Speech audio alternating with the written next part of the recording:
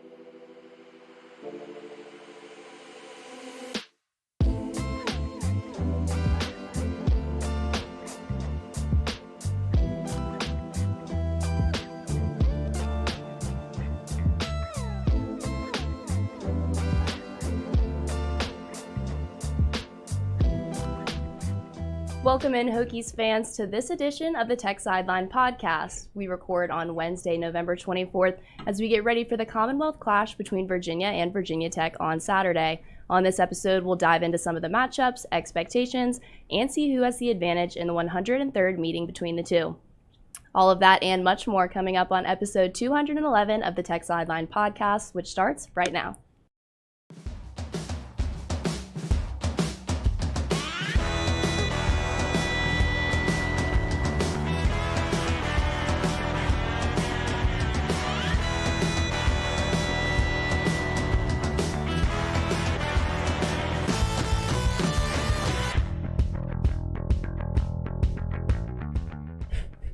We welcome you in, whether you are listening on Google Podcasts, Apple Podcasts, Amazon Music, Stitcher, or SoundCloud, or watching live or archived on the YouTube. We ask you to like, comment, and subscribe if you are on the YouTube. And if you're watching live, make sure to drop a comment or question in the chat for Will and Chris, and we'll get to them with Nick at the end of the show.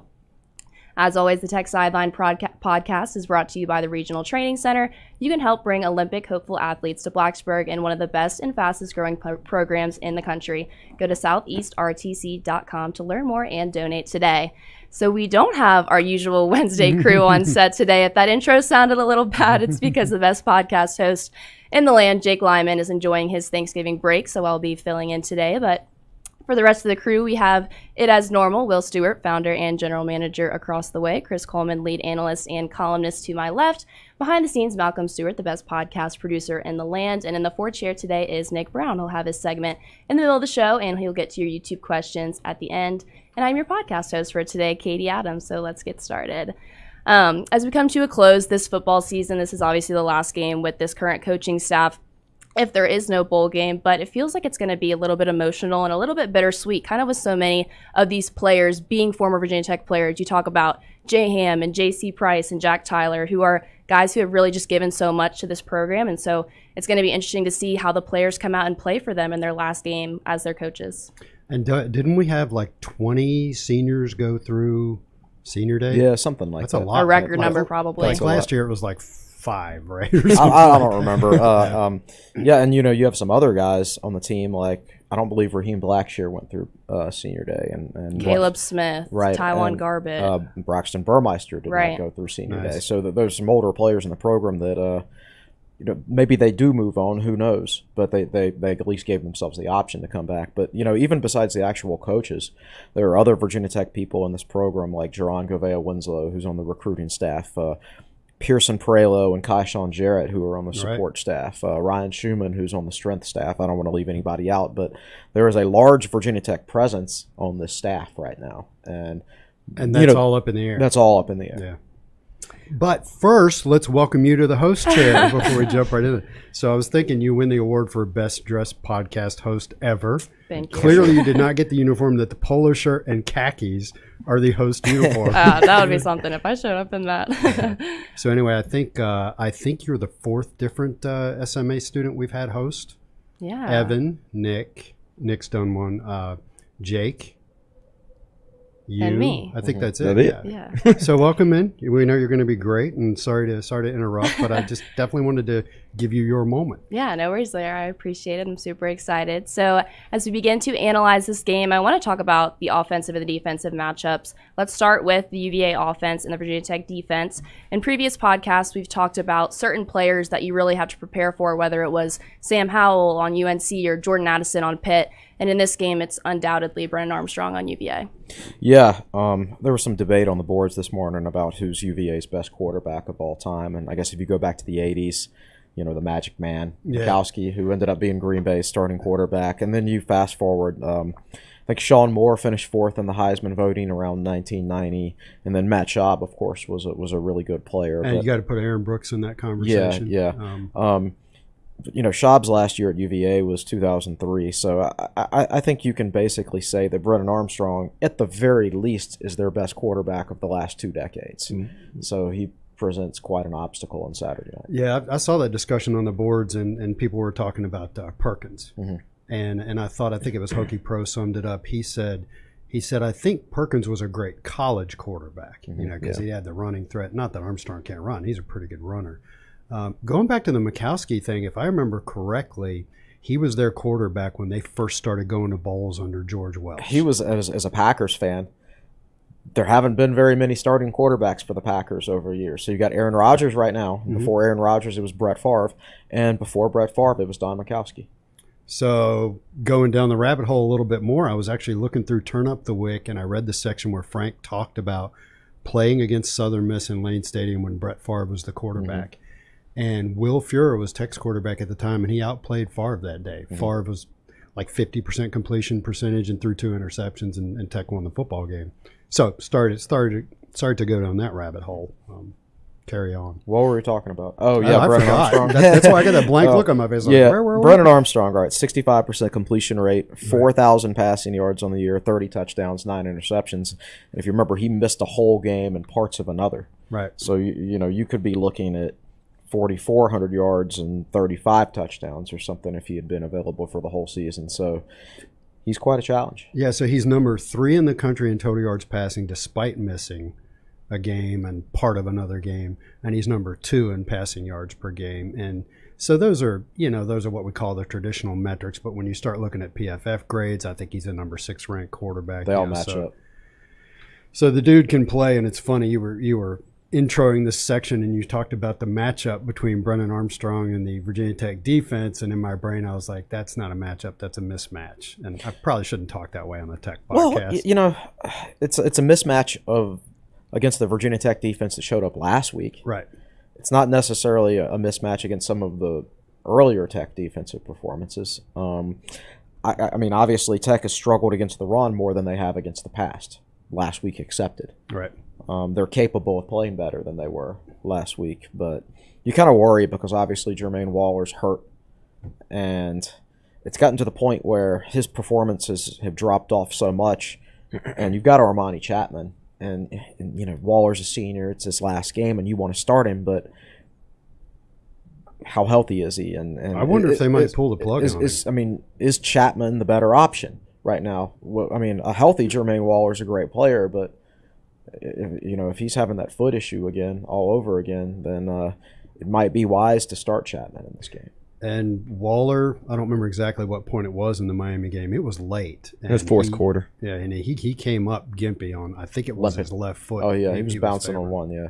So I missed an opportunity to get a dad joke in. If you haven't read my preview, I introduced the UVA offense section, and I say, the Virginia offense, Brennan's strong arm. You're proud of that one. Oh, man. read. I made that up on my own, too. I didn't see that anywhere else. And, the experience of their offense. Here's their starting offense. Sophomore, senior, senior, senior, senior, senior, grad student, junior, senior, senior, senior. Now tell us who the junior and the sophomore are. The sophomore is Dontavian Wicks. Who's a great receiver. Yeah, 1,100 receiving yards this year. And the junior is Brennan Armstrong. Right. So, I mean, the entire offensive line is all seniors and graduate students. So I think that's part of what's driving the bus there is the experience. And then they got the difference maker at quarterback. Circling back to Brennan Armstrong, is he going to be the best quarterback that Virginia Tech has faced this season? You obviously have faced Sam Howell and Kenny Pickett, who are excellent in their own right, but Armstrong brings a different breed to this game, I would say. That's a really good question. I know Howell did not have a good game against Tech. Right. Do you remember what Nick's going to look up Pickett's stats? I mean, Pitt only scored 28 points. Well, yeah. I think Pickett and Howell. I don't know what the NFL scouts feel about Armstrong. Right. I've read plenty of what they feel about Pickett and Howell, and I know those guys seem to project well to the NFL. I don't know that. I have no idea about Armstrong, to be honest with you. But I mean, at the very least, I mean, he might be the best college quarterback Tech faces this year. Mm-hmm. Yeah. So the question is he going to be Is he going to be with those guys long term, NFL future, and all that stuff, or are we just talking about this year? So what did Pickett do this year? Pickett was 22 of 37 for 203 yards. Yeah. He had 2 touchdowns. But Tech played a good game against Pickett. Yeah. That's not a lot of yards for that number of attempts. I think I hope I'm wrong, but I think Armstrong will probably have the best day against Tech. Oh yeah. I mean, Pickett had a very average day for Pickett, and Howell had a bad day. So, for some reason, Malcolm was out at the house last night, and for some reason, I pulled up the North Carolina game and watched probably the first quarter to first half. Just to feel happy watching Tech football again. And it was funny. I didn't really watch the defense all that closely. I was watching the offense and the energy that the offense had. They were breaking the huddle. They were running out like little leaguers and getting in their positions, and they were physical. And the difference between what you see now was really remarkable. And I don't think it was all the Lane Stadium crowd. There's definitely a different vibe in the program. It's confidence. Yeah. Yep. They had it then, and they don't have it now. Mm-hmm. No. Mm-hmm. There was obviously a concern that Brennan Armstrong was going to be out for the season. I really thought he got hurt in that BYU game, didn't play against Notre Dame. I assumed to save him for that Pitt game for a chance to go to the ACC championship. Yeah, I think played that's in fair. the Pitt game. I heard he was wearing like a flak jacket and that he felt okay. So assume he's going to play good this week. Obviously, he's a really efficient passer, but he also has some significant help from his wide receiver core. Dontavian Wicks is a guy who the Virginia Tech defense is really going to need to watch out for this week. J.C. Price mentioned how lengthy that group is. What kind of impact do they bring to this game? They've got a lot of size in there, and Wicks is a big guy. Thompson is obviously a big guy, and he can line up at tailback, H-back, wide receiver. In fact, his official position is called football player. He's FBP in the depth chart. Yeah. He's not a wide receiver. He's not a tight end or running back. He's a football player. And I think UVA list, and I've started, remember, I'm the guy who makes up the roster cards, so I have this perspective on things. And our roster cards include the starting lineup. And a lot of teams have started to list more than 11 guys in their starting lineup. UVA lists 12 guys on offense, and I think they list 3 wide receivers and an H-back, and there's something else going on there I don't quite recall. On defense, they list 13 guys, and 2 of them are the same guy. There's a saber position and an X position, and I think it's Noah Taylor that they include in both of those. But back to the discussion, UVA also does a thing in their stats where they sort receivers by number of catches, not number of yards. Virginia Tech does it by number of yards. So if you look, Keaton Thompson has 71 catches for 899 yards, 12.7. And this is really odd. Thompson has 71 catches and 1 touchdown. It's very rare to see that. Yeah. And remember, he transferred to UVA as a quarterback. That's right. And so he's thrown 4 passes on the year too. But these are big guys. Thompson is 6'4", 210. Wicks is 6'1", 205. Tight end Jelani Woods is 6'7", 265. Rashawn Henry is 6'3", 190. So you've got some big targets in there. And obviously you got Billy Kemp. He's kind of like, he's the second leading receiver on the team, 66 catches. Less than 10 yards a catch, but he's like more your possession guy. Yeah. You know, despite the fact that, you know, he's the smallest one, 5'9", 175, but he's the possession guy in the slot. You'll see him against Chamari Connor quite a bit in this game. But that's a really solid overall group of receivers. So to fill out the Keaton Thompson story a little bit more, we got him to talk about how he's listed as FBP football player, 71 catches, and you said he carries the ball some 38 times. So in terms of number of carries, he's number 4 on the team. I've got number 5. 1, 2, 3. Yeah, it's right here. Armstrong, Talapapa, Mike Hollins, and Thompson. Fourth. So, and he's also throwing the ball 4 times. Now, he does have 4 touchdowns on his 38 carries, but only 1 touchdown on his 71 receptions. Wow, I'd find that to be an interesting stat. So, getting beyond Thompson and Kemp, you get down into Wicks, and Wicks has got almost Andre Davis type numbers. He's got 54 catches for 1,148 yards, which is 21.3 per catch, and 9 touchdowns. So that's the guy. That's the guy that's going to make the big, long plays like what you saw against Miami last weekend. Yeah, we talk about the strength of that UVA receiving core and want to kind of circle back around to the struggling Hokies secondary. This is obviously a really bad time for them to have just be coming off of their worst game of the entire season. So how much of a concern is that? Extremely. It's a big concern. You just saw too many breakdowns in coverage in the back end. Tate Ailey's been Virginia Tech's best safety this year, right. And when he got knocked out of the game after 6 or 8 plays for targeting, 8 plays, yeah. And it was all downhill from there. Not that Tech got off to a great start by any stretch, but he's been Virginia Tech's most consistent performer on the back end. Now, at least it happened in the first half and not the second half. Otherwise, he would be suspended for the first half of this week's game. But yes. You saw breakdowns from Peoples, you saw breakdowns from the linebackers, you saw breakdowns from Chamari Connor. I mean, I don't think anybody escapes criticism from that game. Part of it is like that's just what Miami does. I mean, Van Dyke is, what was it, the first quarterback in ACC history to pass for 300 yards and have 3 touchdown passes in 5 straight games. Yeah, which is pretty incredible. Like Trevor Lawrence never did that, right? So part of that is like that's just what Miami does, but part of it was also breakdowns in Tech's secondary. When you have breakdowns in the secondary, it's generally just lack of mental focus and that's a concern because, when you lose your head coach and you don't know whether you're going to be playing here next year or not, you don't know who your position coach is going to be, you don't know who your coordinator or your head coach is going to be, it's hard to stay mentally into it, I think. And they've, if I want to make a sarcastic joke, I say that's okay. They make up for it by not getting any pressure on the quarterback, and that's the other thing that happened against Miami was no sacks. Mm-hmm. It's not fair to say they didn't get any pressure. There were some instances, particularly when Tech had that good defensive stretch in the middle against Miami, where Van Dyke was making some throws under duress. But I think you need more from the D-line this time around. But then it gets into that old thing of let's look at Armstrong's rushing numbers. He's gained 451 yards on the year. He's lost 207. I assume the vast majority of that is on sacks. Yep. So, but in terms of number of yards gained, he's their leading rusher, and there's really nobody else close.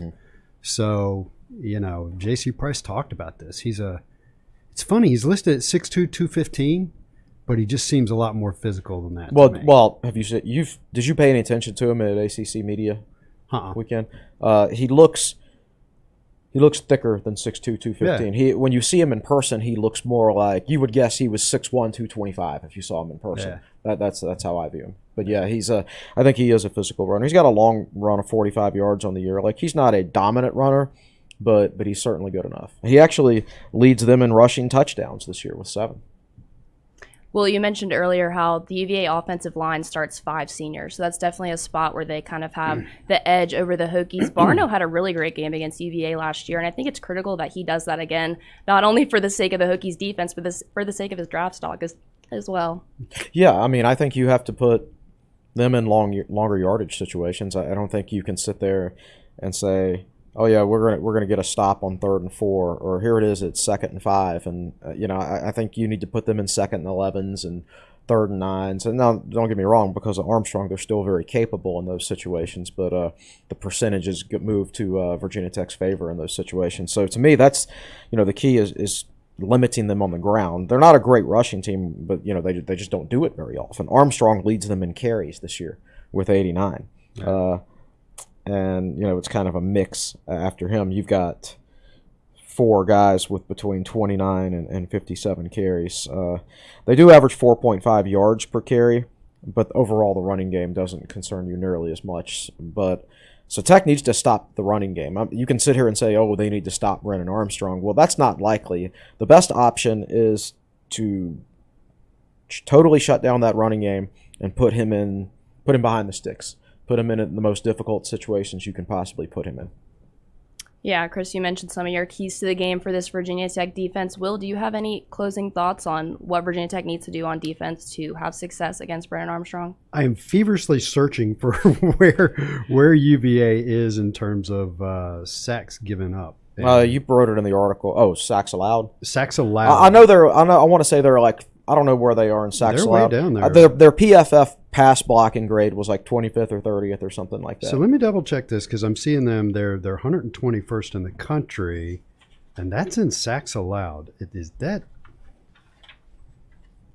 I'm looking it up too. I got you. 38. They've given up 38 sacks on the year. Mm-hmm. Yep. That I did not research that for my preview. Nick, can you double check that for me? Yep. Because it doesn't sound right. It is. It's 38. I'm on the official NCAA website. Yep. Opponent sacks 38.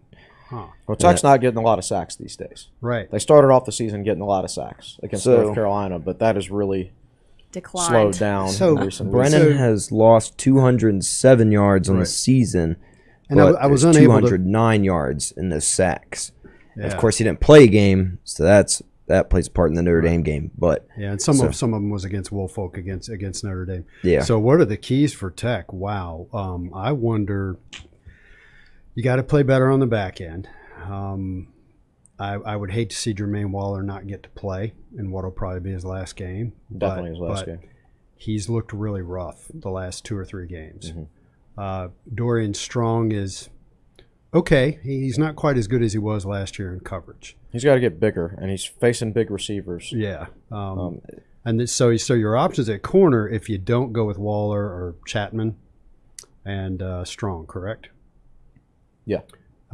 So if those are your 2 guys, they got to play well. Need better play from the safeties, and probably figure out a way to pressure the quarterback. One of the things that concerns me about Tech's defense, and I don't feel like they've been successful when they've blitzed. I feel like the blitzes have been picked up fairly often, so you're just kind of wasting a rusher or 2.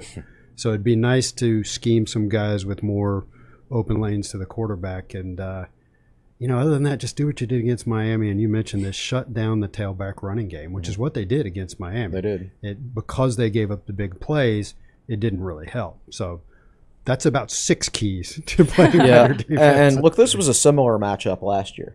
I didn't really see a great path to victory for Virginia Tech last year, but instead Virginia Tech went out there and smoked them, and they were actually way more physical than UVA in that game last year. If you remember, Divine Diablo knocked Thompson out of the game. I remember Diablo. It was the most physical game he played in his entire career. I always thought that guy looked more physical than he played. Right. But that game, he played like he looked. He left it out there. Yeah. Well, unfortunately, he plays for the Raiders now, not Virginia Tech anymore. So Tech's got to toughen up in the secondary. Tech's got to, find whatever was within them last year and just play a more physical football game, I think. And these UVA receivers are big, man. Yeah. And you got to figure if Waller's out there, Waller, when he's healthy, is a really good player, but right now he's hurt, and he's kind of a skinny guy too. Yeah. Dorian Strong's a skinny guy, so they're going to try to take advantage of the size matchups. So I'm not real optimistic about that side of the ball that we spent the first half of the podcast on. Yeah, one last thing before we go over to Nick. Like we mentioned earlier, this is the last game for this Hokies coaching staff besides a possible bowl game. So you would have to assume that Justin Hamilton has been dialing dialing up a game plan for this UVA offense to a T, not only for the success of his team, but also for the future of his coaching career. Yeah. And whether or not he possibly gets retained or picked up somewhere else, the last thing you want to do in your last game as a defensive coordinator is give up 50 points. Give up 50 points. Yeah, right. absolutely. Especially like for a guy like Jay Ham and J.C. Price and Jack Tyler, who are all Virginia Tech grads, and they've all been in so many battles with UVA throughout the years. So, yeah, this game, I mean, throwing out their future, this game is very important to those three guys simply because they've so much of their history has been playing UVA during their college careers. Yeah, and of course, we have no way of knowing what's going to happen next. And it gets complicated by, if you lose this game, that's it, your season's over. If you win this game, then there's a bowl game to be played, I would hope. Yeah, there will be. Yeah. And nobody's going to decline bowl bids. So it becomes this whole thing of new coach getting named, and how do you handle that? You're trying to find your next job, but you also have to prepare the team for a bowl game and all that. So you end up like, okay, maybe this coach takes a job somewhere else, so all of a sudden you've got a grad assistant coaching the offensive line for the bowl game, something like that. And that's why bowl games, you can't take them too seriously this year, these days, unless you're like in a really, really big one. And we've never been in this situation because when Frank retired, you knew Frank was going to coach the bowl game. Mm-hmm. So there was no having to figure that stuff out. And I don't even remember if Fuente coached coached that bowl game for Memphis. I'm sure. That year. No, he didn't. They probably. I mean, he was here recruiting. Remember that Tech had two offices. Like Beamer was still in the regular coach's office, and they gave Fuente an office actually up in the suites in Lane Stadium, so he could start recruiting from there. That's right. Yeah. Okay, I forgot about that. So that's some. I don't pay attention to other teams and how they handle that, and I'm sure it's different from situation to situation. So, it's tough for those guys, and whoever the new coach is. It's not. It's possible that guys like Jack Tyler and Justin Hamilton can be kept on in some other role, not necessarily an on-field coach. It's complicated, and the new guy's going to have to figure that out. Yeah. All right. Well, before we take our break, we're going to send it over to Nick Brown in the fourth chair. What do you have for us today, Nick? I got my usual stat time with Mr. Scott Glessner. Got my graphic out again today. The first one, last time Virginia Tech did not record a sack against UVA was 1990. Where Tech forced 6 turnovers and won 38-13, the sweeter than sugar game. So that was dominant and still didn't get a sack. That really surprises me. Mm-hmm. How do you get 6 turnovers without getting a sack? Well, yeah. And you can, like, your first impulse is to say that's because they had Sean Moore at quarterback, but most or all of that game they played Matt Blunden. So it wasn't like Sean Moore was running around back there avoiding sacks. That's a really interesting stat. Mm-hmm. By the way, trivia about that game, Derek Dooley was a wide receiver for UVA in that game. None of these people know who Derek Dooley is. Correct. Do you know who Derek Dooley is? Who is Derek Dooley? He's a UVA wide receiver. No, my dad talks about disliking him. So Derek Dooley was the nephew of former Virginia Tech head coach Bill Dooley, the son of Vince Dooley, who won the national title at Georgia. Derek went on to become the head coach at Tennessee for a while. Tennessee. Before that, he was just like his uncle at Virginia Tech. At Louisiana Tech, he was both head football coach and athletic director. Mm-hmm. Now that I didn't know. Yeah. Wow. I think he might be the last guy in major college football to be head coach and athletic director at the same time. I just remember that Sean Moore got hurt, so he's going to be out for that game. So they put in Blunden. Now, Blunden turned out later to be a really good quarterback. The following year, he went 250 passes or something like that without throwing an interception. So he turned out to be a good quarterback. But he was inexperienced in that game. And then the reason I always think of Derek Dooley is that Blunden came out and played well, and Dooley dropped, I think, a couple of passes. His wide receivers really let him down. Mm-hmm. And so that's when the whole thing kind of built. Tech got to foam at the mouth a little bit, and it wound up being 38-13. That was a game where Tech spray painted their shoes black for the game. We need to do a separate podcast about that game. And that was a really cold game, right? I don't recall it being really cold. There was one game back then, and I was thinking it was this one, where so Tech at the time, they were so broke as an athletic department and a program, they didn't have like pants to wear under their actual football pants to keep them warm. So they sent a coach to like Walmart or whatever and bought like 90 pairs of pantyhose, and they wore pantyhose under their football pants because it was so cold. I thought it was that UVA game, but maybe I'm wrong. Anyway, so the other another piece of interesting trivia about that game. So Lane Stadium didn't have bleachers in the north end zone back then. I think the north end zone was just totally wide open. Mm-hmm. And that game was during Thanksgiving break, and the Tech administration is like, oh, the students won't be around. We'll take some or all of their tickets and sell them and make some extra money. So they did that, and the students actually filled the street outside Castle Coliseum, I think, in protest. So Tech went out and rented bleachers for the north end zone for that game. It was something like 4,000 or 5,000 seats. It was a lot of bleachers. So if you go back and you watch the tape of that game, there are bleachers in the north end zone that were temporary, that were brought in just for the game because the students rioted in the streets because the athletic administration had sold their tickets. I'm not making this up. That was a long conversation right off one stat from Scott Glessner. All right, well, we've got some more here. That's why we do the fourth chair. One not so great stat, according to Scott Glessner. Since 1991, UVA is 4-0 against Tech. This is the Tech UVA series. When they have a quarterback throws 300-plus yards. And ironically, Virginia Tech is 0-1 when Tech has a quarterback that throws more than 300 yards. You mean we've only done it once since 1991? Yes, and that was Hendon Hooker back in 2019. Okay, that was good. That so would have been my that is really bizarre. Yeah. I'm speechless. I mean, that's 30-some games, and Tech's only thrown for 300 yards once. Well, some Maybe of those wins, like Michael Vick only threw the ball 9 times against UVA in 1999, and Tech won by 24. And in 2001, they just gave Kevin Jones the ball 38 the entire times. quarter and a half. Yeah. Right. Yeah. So a lot of that's just. And even in 2016, Motley came in for about 3/4 of the fourth quarter. Yeah, and in some of those years, like 2012, 2015, 2014, Tech's offense was so bad that they won the game, but they were going up against Mike London, and you could beat Mike London the master of timeouts. Exactly.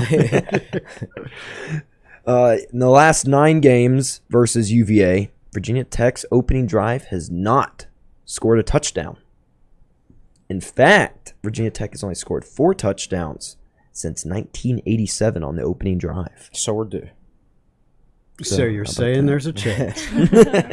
Well, that may be one of the keys to the game. I mean, yeah. Miami scored on their first 4 possessions, and Tech scored 10 points. Yeah, and this is a game where if Virginia Tech gets up and they can keep running the football, because we'll come to UVA's defense in a second, but it's not very good.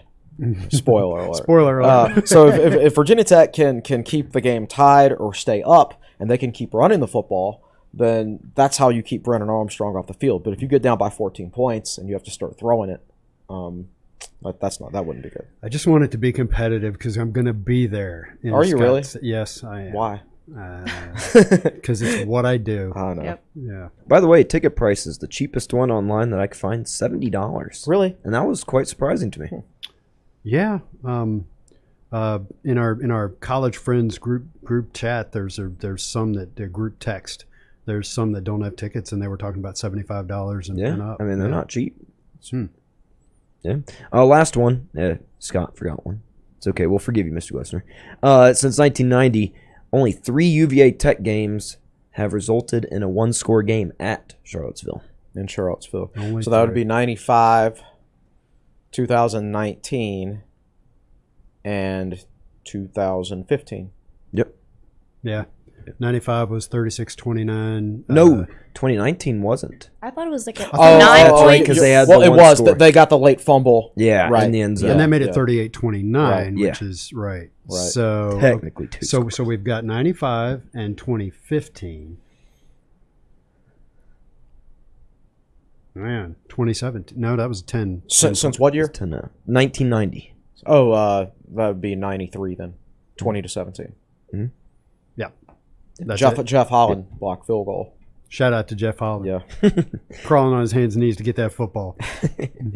But, and then a lot of people mentioning, I also said in the comments that we touched on the Memphis game tonight. Went more in depth on that on Monday. But wanted to shout out, it's the Nolly homecoming game. Oh, This is I the wanted to land say, of Nolly. I had that made the day after he went off against Clemson in his Tech debut, and then he transferred that year. And So Nick so I just kind of left it. Nick had a number 2 jersey in his possession, and then after I did not buy it like that. after Nolly did well in that first game, you went out and got a brand on the back. But yeah, so I either been too lazy, and there hasn't been number 2 since then. Well, he had Jada last year, but Jada left the team after 4 games. Quick, yeah. That doesn't count. Nobody's going to remember that guy. Exactly. So he did what I call a touch and go. that was a very touch and go. Yeah. But so that's a very hyped up game. Virginia Tech is now favored in that game, 56% on the ESPN win percentage now. That shifted overnight. What's the line, the Vegas line? I could not find a line on that. We'll look that up at the break and see. Yeah. Virginia Tech versus Memphis. Is that all from you, Nick? I'm pulling up the line right right. now. Money line. Let's see. Picks and predictions. We'll go every break. I hear the Jeopardy theme. All right, we're going to take a break here on episode 211 of the Tech Sideline podcast, brought to you by the Southeast Regional Training Center. And when we come back, we'll get into how the Hokies offense can improve on a very lackluster UVA defense. Make sure you stay with us here on episode 211 of the Tech Sideline podcast. We'll be right back.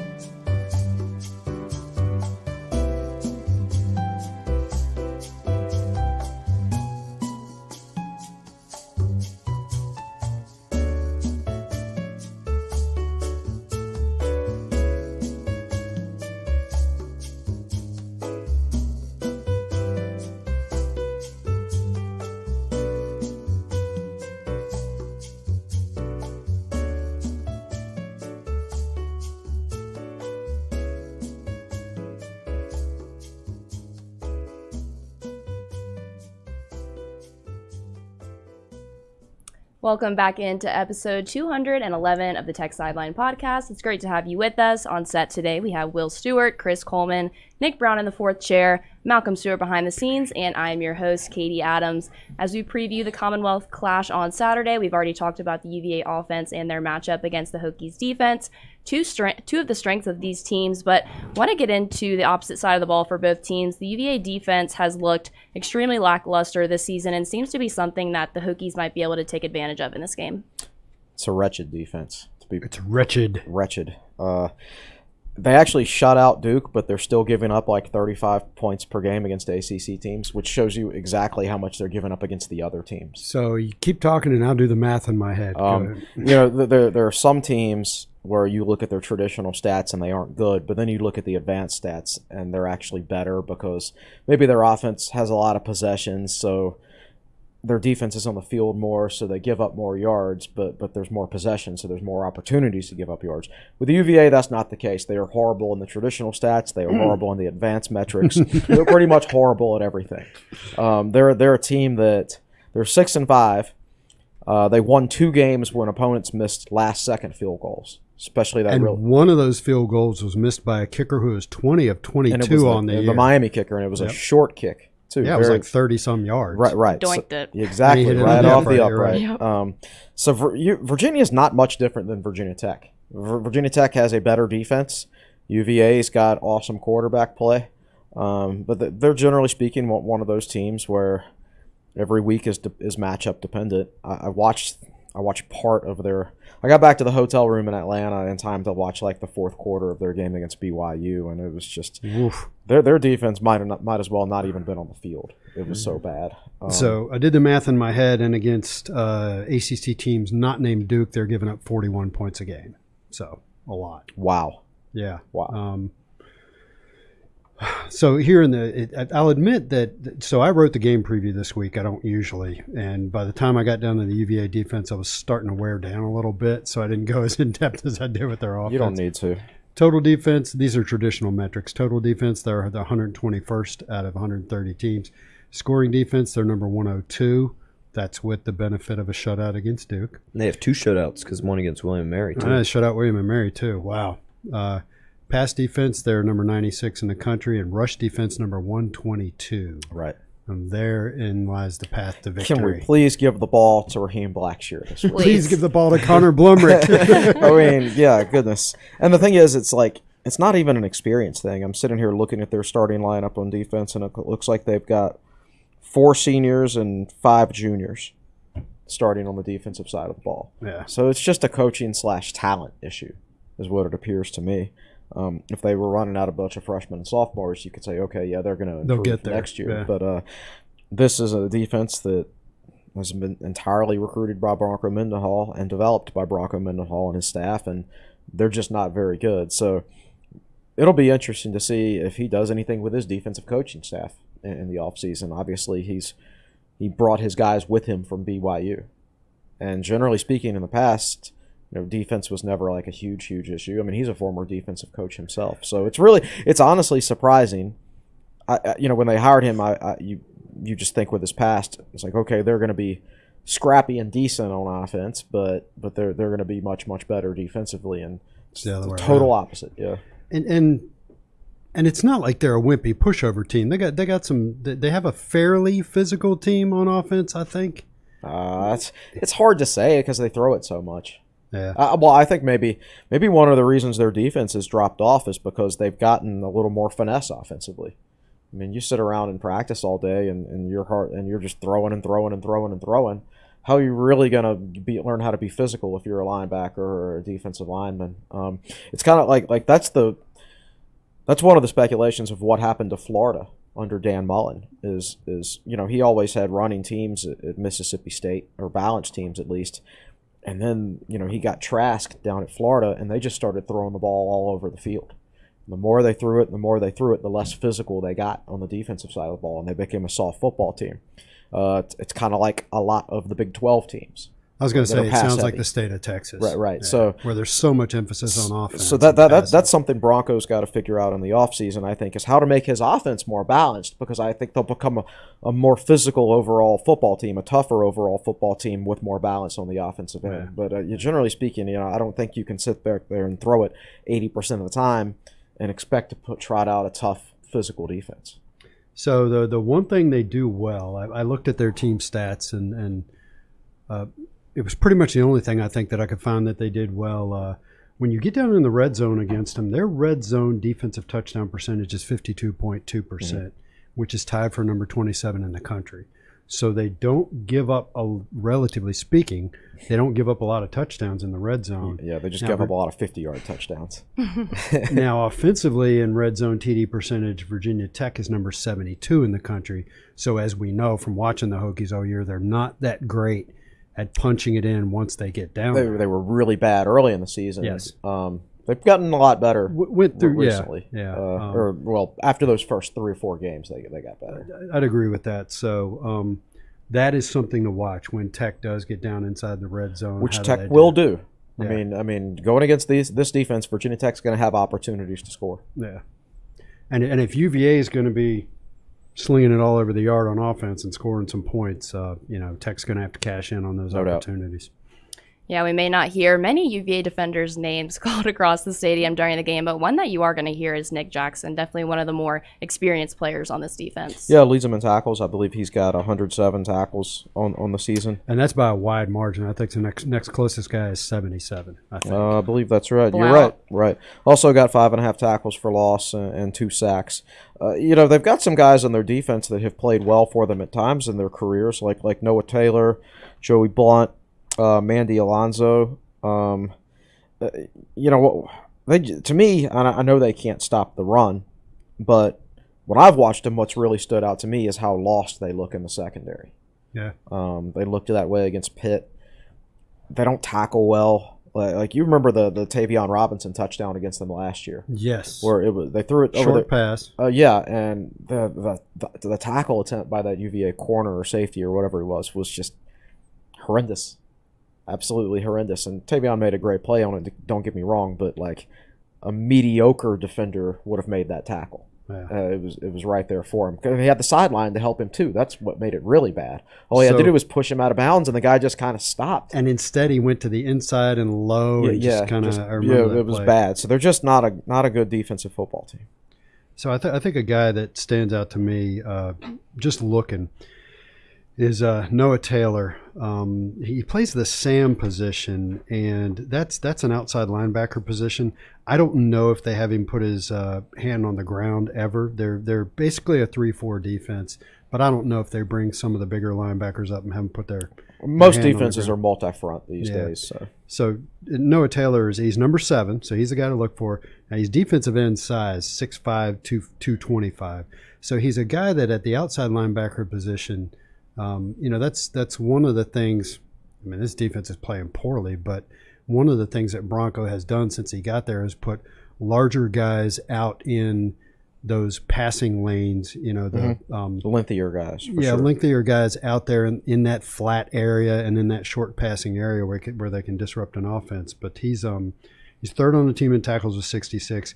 He has team highs in tackles for loss with 8, sacks 3.5, and QB hurries 7. So he's a guy they put outside, and as a team, they are not a disruptive defense, but he's the guy with the most potential to be disruptive. Want to shift it over to the Virginia Tech offense. Here we go again with some quarterback uncertainty towards the end of the year. Burmeister and Blumrick essentially split reps on Saturday against Miami, and J.C. Price announced that they weren't going to announce the starting quarterback for this game until later on into the week. Who would you guys say is going to be under center if you had to guess right now? I mean, I would start Burmeister, and I would play Blumrick. I think, there was one drive there where Blumrick completed a few passes, including the 4th and 6th. At one point, he completed 5 in a row. Right. Well, that was his only 5 that he completed the whole game. Well, there you go. So, and, by the time the fourth quarter. So he's streaky. Right. Well, so Miami's rush defense is bad. Tech was gashing him on the run. Yeah, they were. But once it became clear that Virginia Tech was outside of that one little flurry by Blumrick, he wasn't going to be able to complete passes against them. they really loaded up and stopped Tech's running game. You have to have balance. And to me, Burmeister is the best option. I mean, he should get the majority of the snaps. Look, it's not like Burmeister wasn't running the ball against Miami. Right, he was running all over him. Yeah. I thought both those guys just looked exceptionally fast against Miami, and I don't know. As I said in my article, I just love seeing Blumrick run down the field with his flowing locks behind him. So you say that entirely too much. Dude, I got a man crush. What can I say? I got a man crush on Josh Fuga on defense and Connor Blumrick on offense. You know who he looks like is Aaron Rodgers. He looks like a 21-year-old with the new hair. Rodgers. Yeah, exactly. Is Aaron Rodgers growing his hair out? It's disgusting. He looks ridiculous. But, I think like Connor Blumrick is a human horse with that mane. That's what it is. All right, I'll let that go. on that note, let's move on. Well, with as bad as this UVA defense is, could this be the game where we see a complete performance from the Virginia Tech offense? If it was going to be any game, it would be this game or the Duke game. Well, we did see it against the Duke. Right. Yeah, and Duke is horrid. Their defense is awful. UVA's defense is awful. Virginia Tech's going to have a chance to score points in this game. If they don't, I'll be disappointed. It's going to come down to how many times the Virginia Tech defense can stop the UVA offense, I think. But I don't think Tech shouldn't have any trouble putting up points because nobody else has. Yeah, I think that's fair. I don't know there's really anything I can add to that.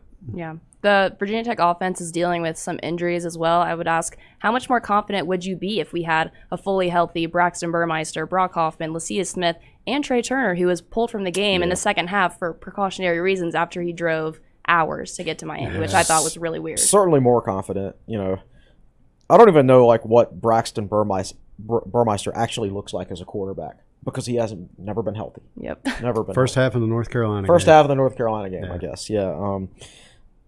I would. You would think maybe Hoffman will be back this week. But look, it's not like Tech's offensive line is playing poorly without Hoffman. They're blocking people. They blocked Miami. They blocked Duke. They didn't block Boston College, but Boston College knew Tech had no threat of throwing the football, so they just easily, they concentrated on the run. Actually, they did block Boston College. Tech had a good rushing game that game. They just couldn't pass it. You know me, I don't remember things once they're 2 weeks old. Yeah. I don't. To me, yes, I would like to have the option of having Brock Hoffman, but Tech's played well enough with Johnny Jordan playing center that I don't think it's a big issue either way. It's not like I've watched the team and thought, oh man, the offensive line's really. Yeah, they're fine. You'd like to have 100% Trey, but honestly, right now, the last. I would say the Georgia Tech game, he was really good, and he got hurt in that game. I thought playing hurt against Miami, that was his second best game of the season. Yeah, and obviously with Caleb Smith had a really good catch, Lofton had a really good catch, Jalen Jones. I'm happy to see those freshman receivers get involved a little bit. And we'll talk about them for a second here. Fuente sat in that chair before the season and called them studs. And now they've combined to catch 5 passes this year. 4 by Lofton. Yeah, and but you can see what he's talking about. The catches they made, each of them made a catch in that game that was very difficult. Yeah. The Lofton catch was the 4th and 6 for 28 yards, and there were 2 or 3 Miami defenders there. So he had a lot of moving parts around him, and he had to go down and make sure he didn't trap it. That's very impressive ball skills. And then Jalen Jones goes up and catches one, and they're Burmeister had to throw it high because there was a linebacker there and jumping, so he had to trust that Jones would go up and make the catch. And Jones did it while he was getting hit hard, and his helmet came off. Again, really good ball skills and concentration. So I believe in those guys, and hopefully they can continue that progress into this week. So to fill in a blank, the Hokies had 174 yards rushing against Boston College, 4.8 yards a carry. Which is good considering they had no threat to throw the ball at all in that game. And I'd forgotten about this. That was the game Tech only had 51 offensive plays, which is just an insanely low number of plays. All right.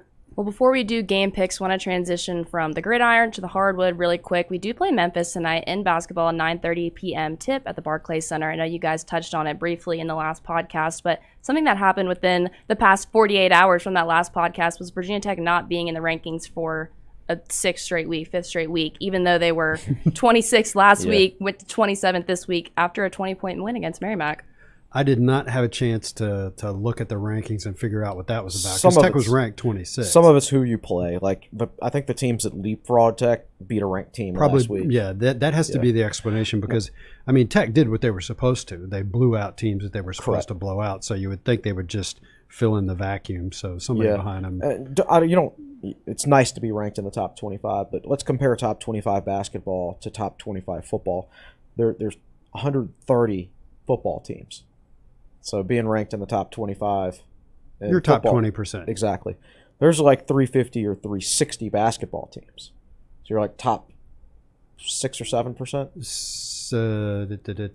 Yeah, top 6%. Right. Right. So it's being ranked in basketball is a bigger deal. It's harder to do. Yeah. So no big deal at this point. Like Virginia Tech will be ranked at some point this season, hopefully at the end of it. Hopefully, if they win this game. Yeah, it's just nice to see the crawl along the bottom line. It's hard to say because if they beat Memphis, then what happens in the next game? They'll probably play Xavier.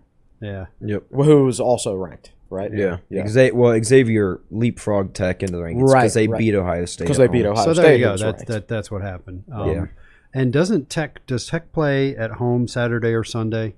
No. Next game is at Maryland, another ranked team. All right. So that's it. It's these two games, and then Maryland.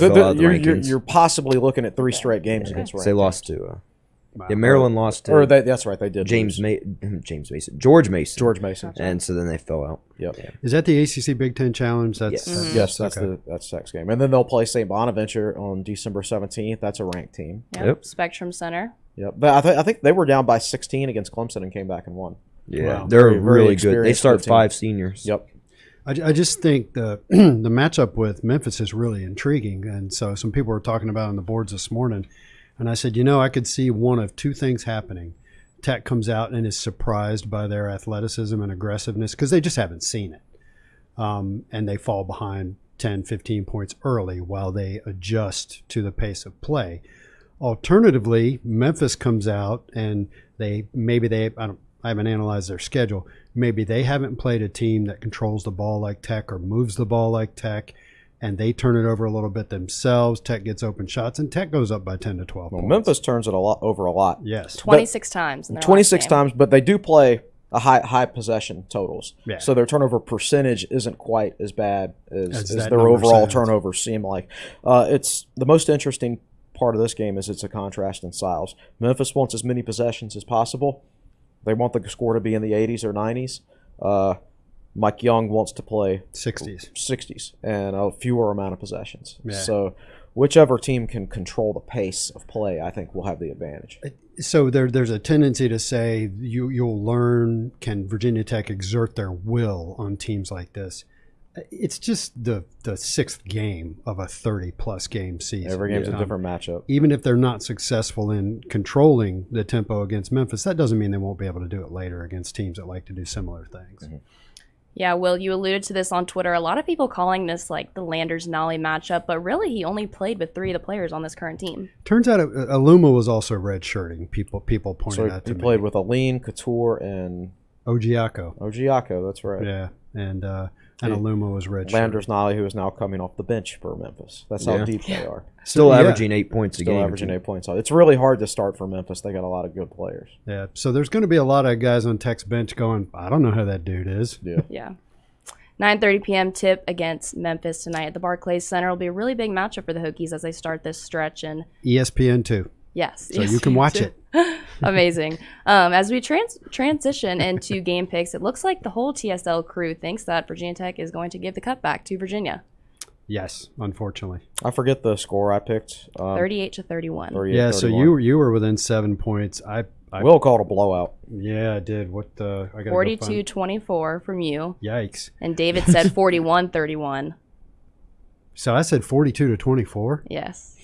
That was my thinking when I picked that was Tech will hang close for a while and then we'll give up a score too late to make the final margin seem worse than it really is. Last year I didn't see a great path to victory for Virginia Tech, and Tech blew them out.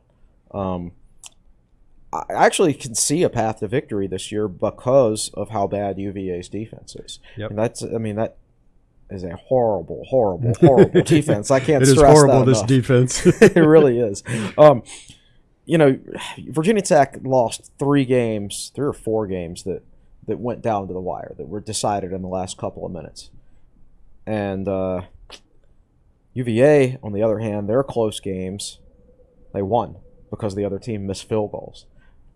I mean, if we talk about random events and luck, and like what if those opposing field goal kickers had made those 2 field goals and Virginia Tech had completed a pass in the red zone against West Virginia to end the game, and then now Tech is 6-5 and Virginia's 4-7. Right.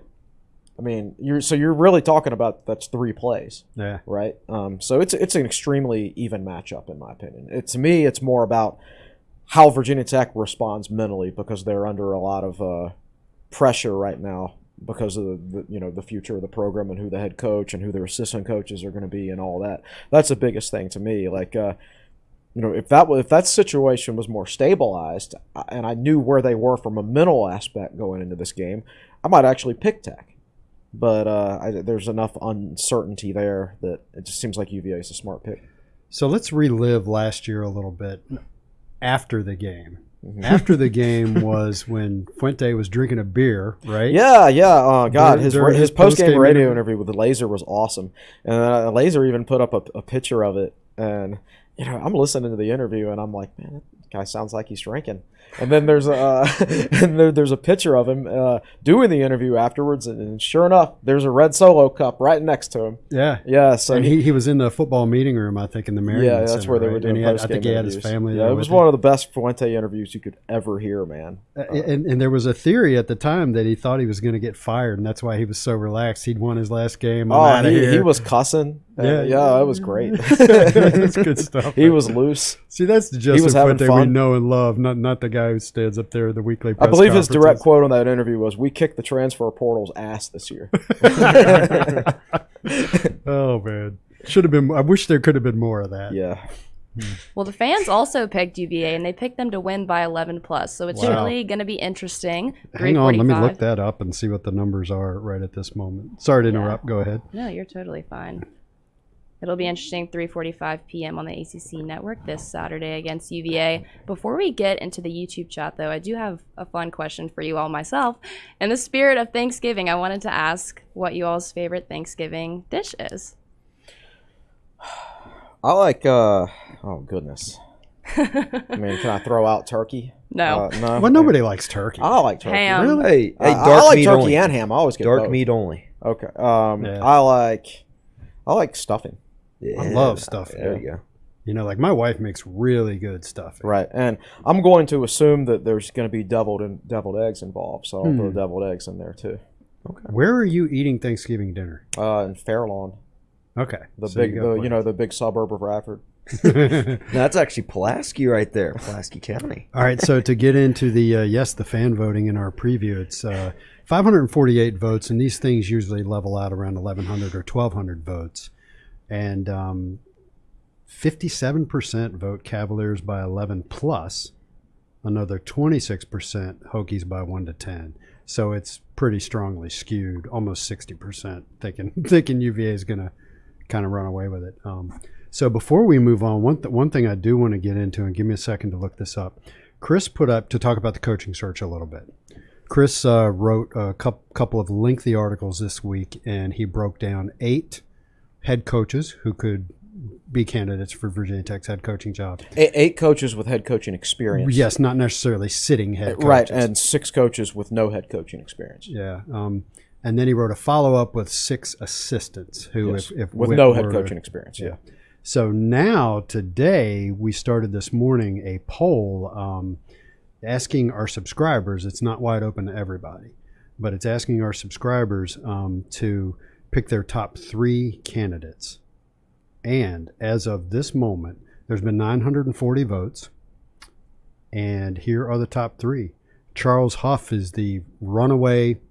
And again, you can pick 3 out of this list of 14 guys? 14.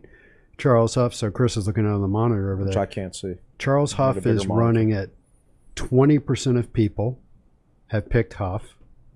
14% Tom Herman. and 12%, very, very close for Billy Napier and Matt Campbell. They're both at 12%. They're basically in a tie for third. Right. So Huff, Herman, Napier, and Campbell. Right. And if you're wondering where Dave Clawson winds up, he winds up in fifth with 9%. And then it gets in under Marcus Freeman, Bill O'Brien, et cetera, right. et cetera. And the fact that Charles Huff is leading at 20% shows you how split it is. Which means 1 out of every 5 people had him names him as one of those 3. One of their top 3 candidates. Yeah. Exactly. And let's to refresh everybody's memory, the poll we ran in 2015 when Frank Beamer retired. Number 1 on the list was Tom Herman, who went on to be fired at Texas. Number 2 on the list was Bud Foster, retired. Number 3, Mark Richt, retired. Number 4, Justin Fuente, just got fired. Number 5, Chad Morris, got fired at Arkansas. Number 6, Larry Fedora, got fired at UNC. Rich Rodriguez was number 7. He got fired at Arizona. So the top 7 vote getters in our 2015 poll either retired or got fired. Kirby Smart, the Georgia head coach, was number 8. Right. Matt Rule was like 11th on the list. He's an NFL head coach. Matt Campbell was next to last, and he's a 3-time Big 12 Coach of the Year in at Iowa State. So the last time Virginia Tech fans voted on who they wanted the next coach, they did a horrible job. And the guys they didn't want went on to become good coaches, or some of them did at least. So what my point here is, like, it's really, really hard to identify who the right guy is. So Charles Huff is sitting there today, and he suddenly feels a chill go through him. It's like oh my God, Virginia Tech fans have just jinxed my future coaching career. One thing I found amusing was in the 2015 poll, the leading vote getter was Tom Herman, Houston head coach. Mm-hmm. And in today's poll, the number 2 vote getter is Tom Herman, former Houston and Texas head coach. Right. He's the Chicago Bears offensive analyst right now. Yeah, is exactly what he's doing. It's good stuff. It's interesting. It's hard to say what's going to happen with Charles Huff. Herman is what he is at this point. Hard to say what's going to happen with Napier. Right. Matt Campbell's clearly a good coach. And a great coach. I'm going down the list for this year. Dave Clawson, already a successful coach. Mm-hmm. I don't think Dave Clawson's going to get fired or retire in the next 3 or 4 years.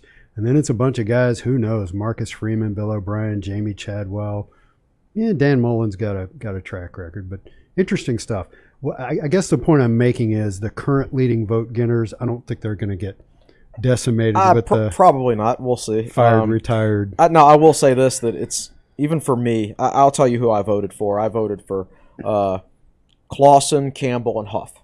But even with that, I made this mistake when Virginia Tech hired Mike Young. I judged the Mike Young hire before I got all the information. I didn't know how he was going to fill out his coaching staff and his support staff. I'm not going to make that mistake this time. I'm not going to judge this hire until I know his entire coaching staff, who he's hired for all his coordinator positions, strength and conditioning, position coach. I'm going to let all the evidence come in before I judge. But that also means, it makes it more difficult for me personally to vote, because, Dave Clawson was one of my top 3, but that's under the assumption that he would change defensive coordinators. If he brought his current defensive staff here, I'd be less inclined to go for Dave Clawson. Billy Napier is a guy who did not make my top 3, because I have serious questions about his offense, he controls his offense and calls the plays. Now, he might move up my list, though, if I knew he had a conversation about Witt saying, you know what, now that I'll have more money, I'm going to hire an offensive coordinator to run the offense and let him call the plays, and I'm just going to focus on head coach and stuff. So even it's all incomplete information, which makes it difficult to vote. Yeah, and for me, in full disclosure, my three guys were Charles Huff, Tom Herman, and Matt Campbell. And for me, the Campbell and Herman hires would, I really liked Herman back in 2015. I think it was my top choice back then, because I read some articles about him and the energy he brought to the Houston program. I was really impressed with him. And none of that's really changed. The fact that he didn't succeed at Texas doesn't change that for me. But if he gets more hired, successful than their other recent coaches. Yeah. But if he gets hired here, you're right. It's all about the assistants. What sort of recruiting staff is he going to build? Right. And that's very important for Matt Campbell and Tom Herman, who don't have a lot of experience in this area. Now, Campbell does. He's not this area. Campbell has coached in an area that I would like to see Virginia Tech mine for more players, and that's kind of the Ohio area. I know there's a lot of competition for players up there, but there's also a lot of good football players up there. So I'd be intrigued by that if he still had the capability to recruit there. The reason I didn't vote for Herman is because I didn't think his teams were all that physical at Texas. And he just seems so X's and O's focused, like somebody else we know, right? And Campbell, you could probably, Iowa State's probably overall the most physical team in terms of their talent level during his tenure at Iowa State. And he had, I read an article about him last night, when he was hired there, he was willing to, one of the things he did that has made Iowa State successful is his young players, back when he first started there, he sat them down on the bench and they redshirted and they got older and bigger and stronger. And he went 3-9 first year and maybe even the second year. Nah, not the second. Second year. Second year he was Big 12 Coach of the Year. Yeah. So they went 3-9 in his first year, and he was willing to take that hit for the long term interest of the program. I'm willing to take that hit. I know. I don't want any half measures, man. I mean, it's a good possibility. I mean, we're going to lose a lot of players to attrition in the portal this year. We were going to whether Justin Fuente stayed or not. I mean, you're going to have to get back down to the 85 limit. And I don't think Virginia Tech ran a discipline program, a program of accountability, any of that. I think any coach Virginia Tech hires is going to bring more discipline and more accountability. And these guys that aren't used to it, they might not like it. So once they get, you're going to see portal guys in December and January. You're going to see portal guys in the summer, too, after they get a spring under the new coach, and they're like, wow, this guy's a lot tougher on me than Fuente was. Right. So this might be a process, that's fine. That's fine. Like, you don't want any players who aren't bought in to what the new coach wants to do to stay in the program. Right. And if we have to be bad for a year to make our infrastructure strong, then that's good for the long term. Yep. Well, as we round out the coaching discussion, it seems like a good time to send it on over to Nick in the fourth chair to get to some of the YouTube questions. Yeah, one of the biggest questions was actually by our main man and homie, Mr. Scott Glessner. When Virginia Tech wins, how? He said when, by the way. When Virginia Tech wins this weekend, how would the new coach or J.C. Price handle the bowl game? The new coach wouldn't coach the bowl game because there's not enough time to bring in an entire staff, install a new offense and defense, and all that. That new coach would spend his December focused on recruiting and things like that, and keeping this class together and adding to it and all of that stuff. It would be interesting because, obviously, I've heard there's major interest in Vance Weiss. So, like, if Tech goes to a bowl game, I would not be shocked if Vance Weiss was somewhere else by then, which means you've got a quality control coach or a grad assistant coaching the offensive line. And by that point, the new coach will have made his decisions on which assistants he's going to retain and which he's not going to retain. So those guys, they're going to be out looking for jobs, and some of them are already going to have job offers, and maybe they've already left. So, again, you've got a grad assistant coming up, taking over and coaching in another position. So you might go into that ball game with like a half roster of coaches, quite possibly, which is no big deal because, I mean, it's kind of irrelevant. I mean, I want to win the bowl game, but it's not like it has any bearing on the long-term future of the program or anything like that. Yeah, I'd agree with that. And the other thing about, so your last game is November 27th, and then your bowl game is maybe 4 weeks later. So you got a bunch of assistant coaches who are looking for jobs. But they have a whole month in which to do that. And really preparation for the game only takes a week. So it's not as if they're trying to cram in getting a new job and preparing for a game all in the same week. There's enough time to do both of them. Yeah.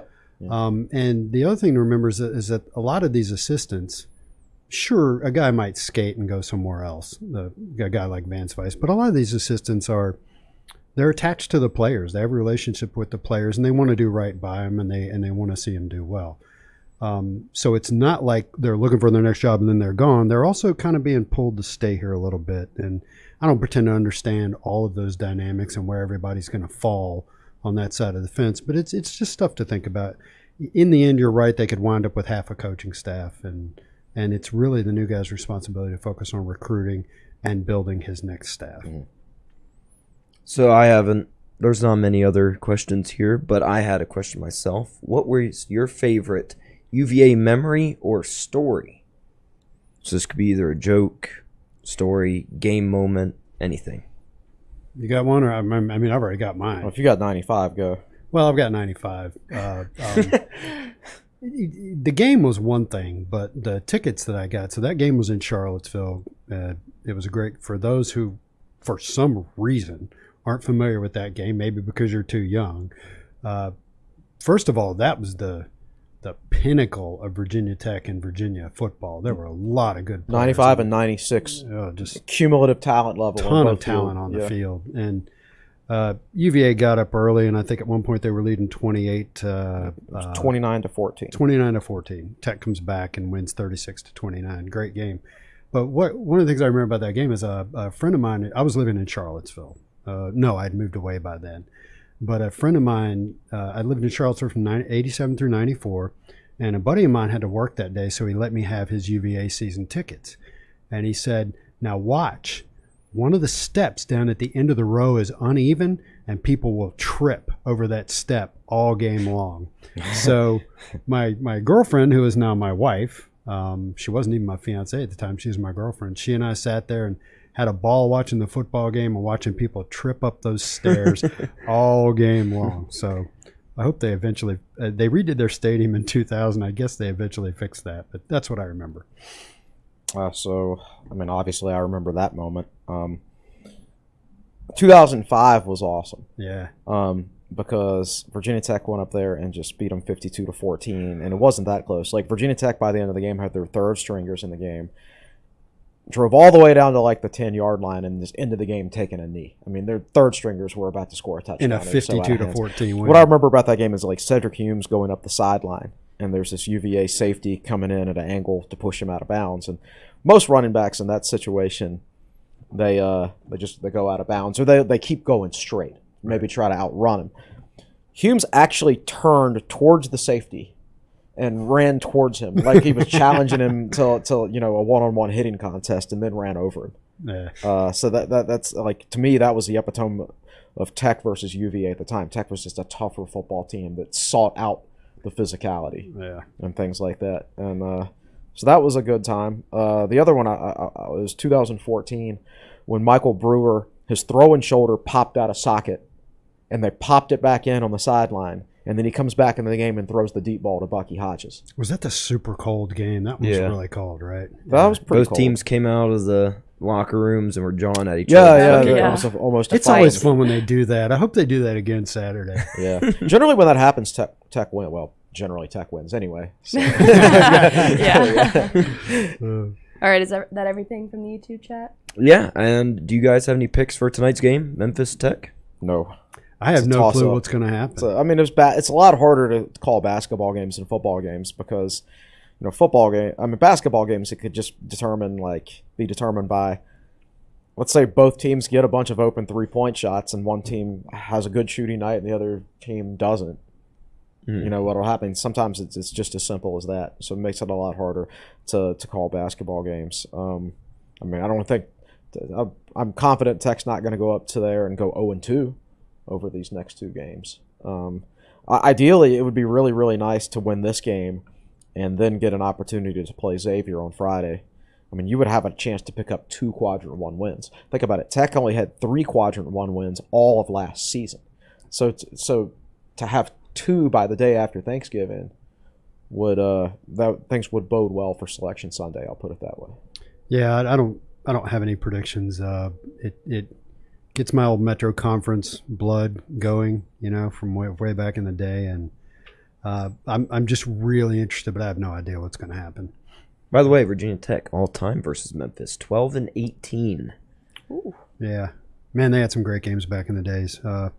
Most people think that Virginia Tech has beaten Memphis twice when they were number 1. It was just once.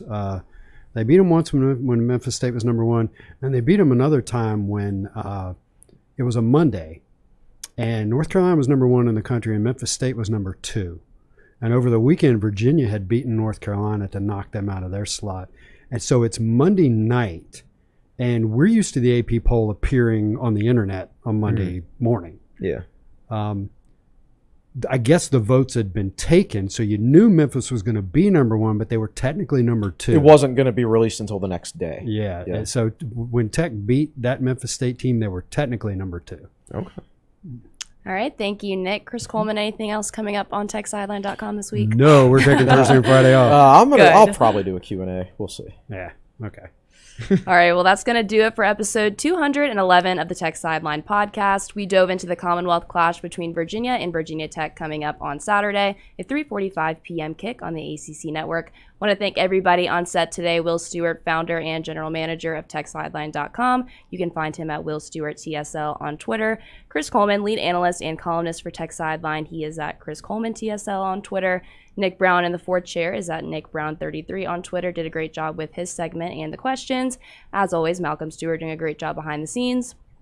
I'm Katie Adams signing off on episode 211 of the Tech Sideline podcast. Enjoy the game, Hokies fans. We'll catch you next week.